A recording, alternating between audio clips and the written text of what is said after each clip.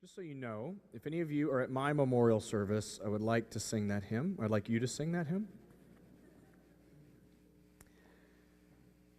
I don't know if you can remember the first experiences or lessons that you had about death and dying. If you can remember where you learned what it meant to reach the end of life, what it would look like, what it meant, where you had the first inkling of how you wanted the end of your own life to look like. For me, I was shaped in very important ways by engaging with the rituals around death growing up as a child here in Dallas. I grew up in Grand Prairie. And for me, death was a pretty familiar thing. I know a lot of people make it decades into their life before they encounter the death of someone who's important to them. But I have the gift, in many ways, of being acquainted with death pretty regularly and from a young age. Family, friends, people who were important to me. And for me, it took on a very familiar set of rituals and places. Almost everybody I knew who died growing up had their funeral at the Bean Massey Burge Funeral Home in Grand Prairie, Texas. I thought that's just where you went. We would gather on an evening and have a viewing of their body. Come and see an open casket with a person immaculately dressed, taken care of by someone to look almost alive. And then we would have their funeral in a room that I sat in dozens and dozens of times. We would go together to the same cemetery or the same few cemeteries where almost everybody in my family was buried or friends were, and engage in a ritual that looked the same. We'd sit outside under a canopy, with the chairs lined up, with similar words being spoken, and we would watch the casket that had been open earlier descend into the earth. And for me, that's just what death looked like. I would have assumed, had you asked me when I was 7 or 8, that one day people would be visiting me in an open casket at Bean Massey Burge Funeral Home in Grand Prairie, Texas. And one thing is, it felt very normal, and I'm grateful for that gift. The rituals around death and dying were sad, but it didn't feel unnatural. Does that make sense?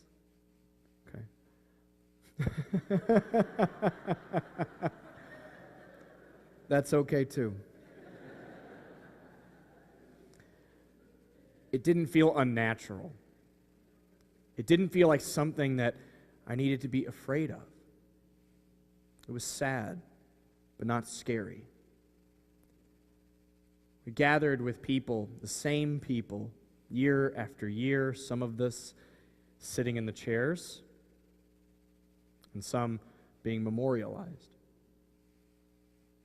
I feel lucky that death was something familiar to me, that it wasn't something to be afraid of, but I've grown up in a culture, and most of you have too, if you've grown up in America in the last century, as a place that denies the reality of death so often.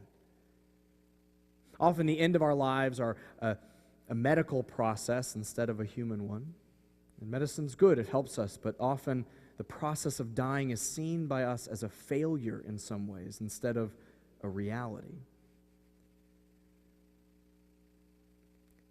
And I remember growing up hearing particular interpretations of the Bible that told me death was unnatural. I remember in the church that I went to during my adolescence hearing the Genesis story interpreted, and this is one of a few different ways to interpret that text. The Genesis story was interpreted to tell me that human beings were intended to live forever, that God's intention was to create these creatures who would thrive and live forever until the sin of Adam and Eve. And I was told that that moment was the cause of death itself, mine included. It's an odd thing for a child to wrap their mind around. But in some ways, that interpretation says this was not always a part of the plan. It's not supposed to be. And I can understand why, when we grow up in cultures that put us in rooms far away from people when we're dying, or tell us that it was never supposed to be part of the plan, that we don't tend to talk about it a lot. I worried nobody would show up today. I think we miss out on something very important when we don't talk about it. I think we don't learn how to die well. We are taught in our communities how to form relationships, how to manage our money, how to go to school and learn, how to be a citizen and vote. But almost never do we teach one another how to die well, or at least how to think about it.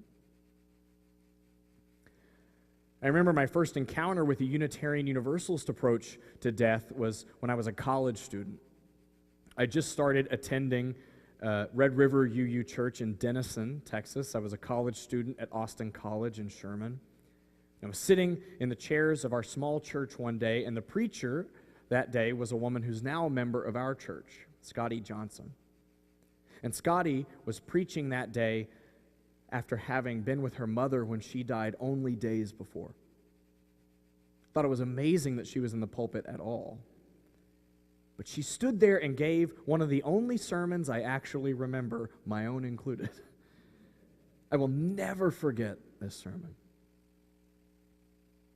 She stood up only days after she had been with her mother when she died, and she stood in that pulpit and looked out at the 30 or 40 of us who were there that day and said, "I do not know what happens, but I am certain that it happens to everyone, and that there is absolutely nothing to be afraid of." This is a simple message, right? But it just hit me. A comforting message for me at the time, profoundly comforting, because she hadn't encountered that peace by reading a story in a book that was separate from her. She didn't lock herself away in a classroom and come up with the perfect, logical, reasoned argument for death.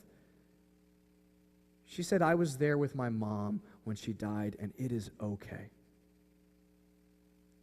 Deeply okay." She says, "I don't know what happens when we go, but I'm sure it happens to everybody, and there's nothing to be afraid of." Scotty was preaching universalism that day. Our tradition has long held that whatever death is in its mystery, it is natural and good. If it makes sense to use that word in this context, good. Our Unitarian ancestors first broke with their Christian counterparts not over a discussion about who Jesus was. Rather, their biggest disagreement was about who humans were. The Unitarians said, we are not born depraved. We are not born sinners in the hand of an angry God, worthy of judgment and hell simply for being born in these bodies. No, in fact, we are born good. So good that you could call it divine. They said there was evidence of God moving in us and in the world, that we participated in that. The Universalists, the other counterpart to our history, said that they understood God to be a love so profound that there was no corner of the universe that could escape God's love. Not even if you wanted to. They disagreed for a little bit. Some of them thought, well, some people probably go to hell for a little while, but then when that's over, everybody eventually gets to heaven. But what were called the ultra-universalists won the day. They were the people who said, look, it's all good and it happens to everybody. Their God was one that said, I love you and there's nothing you can do about it. And we've inherited those traditions, and today, as Unitarian Universalists, our theology in humility is to say that whatever death is, it is a mystery and it is profoundly okay. We have very few official answers in the Unitarian Universalist theological tradition, but we have one around death, and it is, we don't know. We don't know. I have never been there. cannot say with any integrity that I know what happens after we die, but I can say with absolute certainty that your life matters, that life in this world is profoundly good, that death is okay, and that we are at home. We're not separate from God, not separate from the universe, not separate from the earth, that we were at home before we were born, that we are at home in these bodies and in this world, and we will be at home whatever happens next. It is profoundly okay. Easier said than experienced, I know. But one of my great privileges as a minister is to be with dying people. And it's taught me so much. I was having a conversation with one of my friends from college a few weeks ago, and he thought it was the oddest thing in the world that I told him one of my job perks was the opportunity to be with people as they die. It is a profound and unbelievable privilege. I learned so much about what it means to die by being with families as they mourn the loss of people they love. I've been in the room and in this sanctuary presiding over services for many of your relatives. I learned so much about what it means to live and die by gathering in that memorial garden and scattering the ashes of people that I know and held and loved, and feel small fragments of ash and bone, their bone, move through my fingertips and fall into the dust.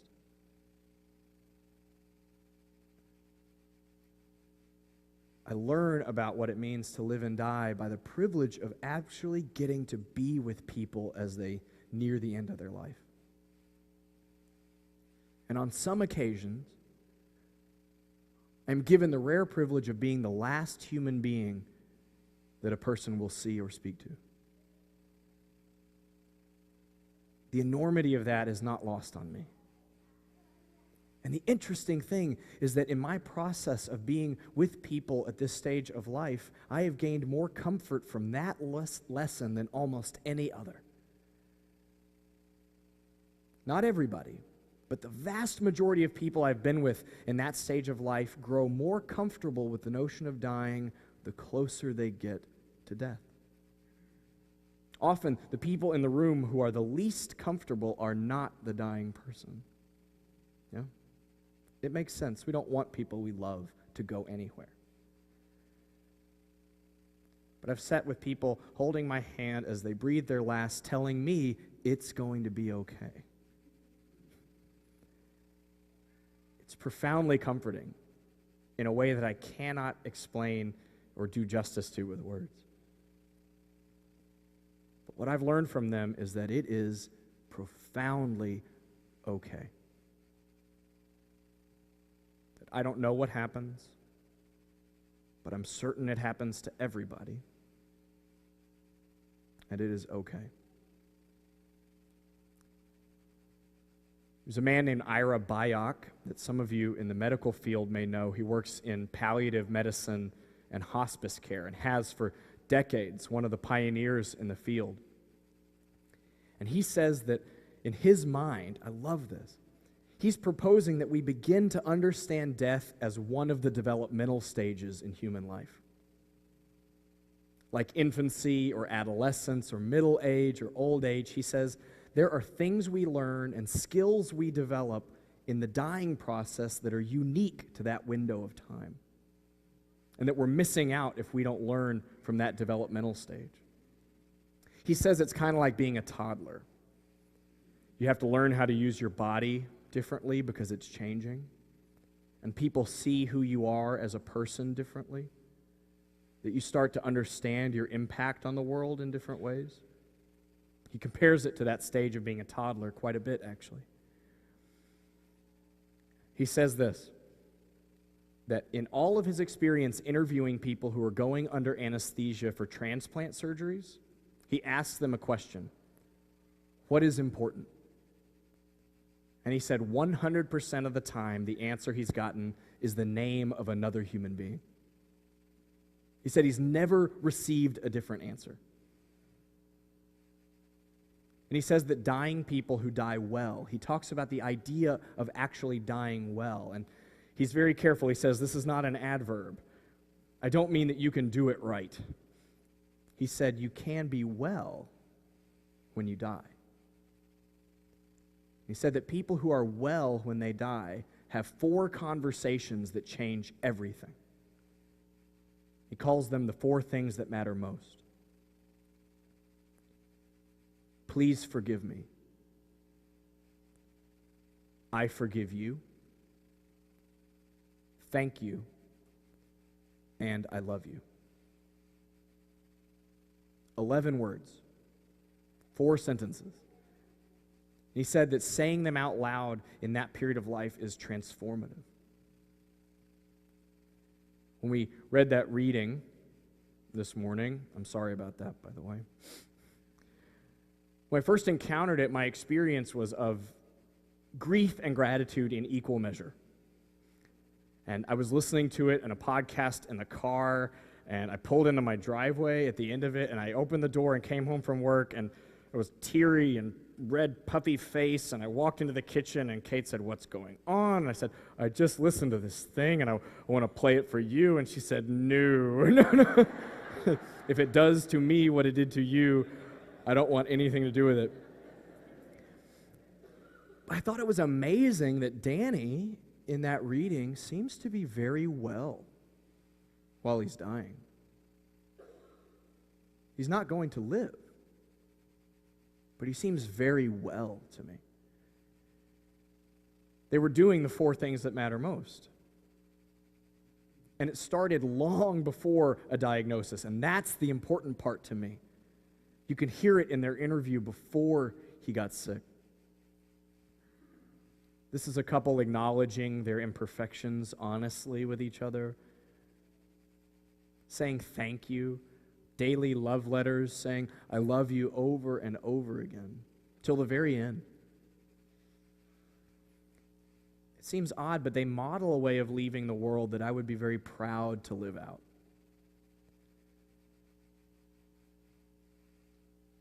I think our lesson has nothing to do with what happens after we die. I think it has everything to do with learning to bring joy and healing into our lives right now by learning from the people who die well. By learning from those who learned so much at that stage and bringing it into our day right now, because I don't want to wait until my diagnosis to be healed. I don't want to wait until my diagnosis to heal the lives of those around me. I don't want to wait to have these important conversations, and yet I do all the time. How many conversations should end with I love you that don't? How many times have I meant to say thank you to you and others and just not done it until it was too late? I promise you that has happened. I'm sure that, like me, you spend a lot of your life clinging to what does not matter. My anger, my reactivity, telling stories about other people that aren't true, being afraid. I don't want to wait to do the things that matter most. And so my Lenten practice this year, this being the first Sunday of the Christian season of Lent, on Ash Wednesday, Christians gather and hear the words read, "Remember you are dust, and to dust you shall return." And the more we learn about stars, the truer that phrase gets. Remember you are dust, and to dust you shall return. So this Lent, what my practice is to take those 4 things that matter most and post them where I can see them. In my house, in my office, to put it on the passenger side seat in my car, so that I'm reminded of those things, and so that I'm reminded to practice saying them more and more, beginning now. Please forgive me. I have been immensely human and imperfect in my ministry with you. Sometimes I've forgotten to call, or been too busy, or said the wrong thing. I forgive you. Church, like anywhere else, is imperfect and messy and human. It moves real slow. Sometimes we forget about our priorities and how to treat each other, but I know that at the core, moving through this place is something so profoundly good. Thank you. The gift and privilege of being in relationship with you as a minister is never lost on me. And I love you. And I love you. And I love you. I do not know what happens after we die. I do know that life is good, that you matter, that life will pass by before we are aware of it, and we will all be giving our bodies back to the earth before long at all. And so I pray that you find what matters most, that you hold it up like a beacon and pursue it relentlessly, that you do not wait until you are dying to do or say what matters most,